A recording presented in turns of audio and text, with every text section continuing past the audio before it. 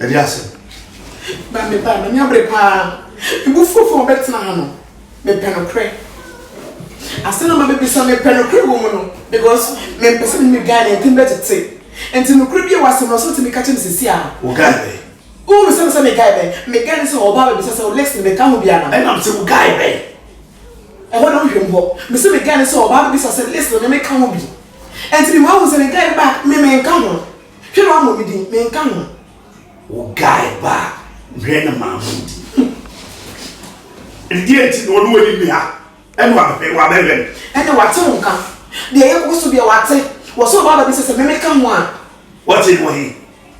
And na baby TV so is a quality in Nigeria and to this slum me power top me get ba hwe no amo me di me nka ho me sro me so be jame but so dey do pa me sro and to ba hwe no amo me di me nka ho listen ho so what say me catch on you boy the me catch on be say wo tim di woni so wo kan be say no abosu kra e bia sa be kan huh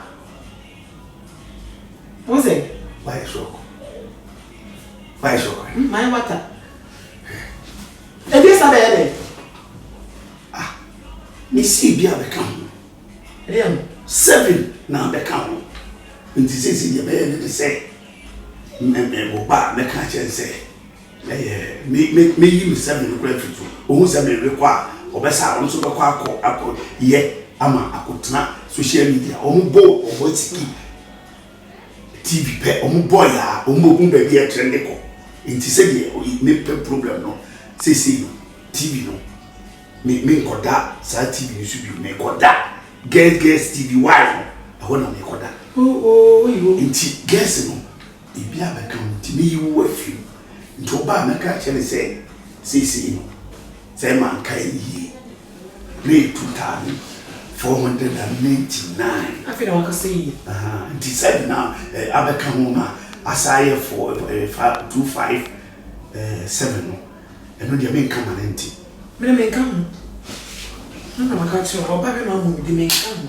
because you na ma na me go bi nti me na amo me di because when they me don pa o jana ga ye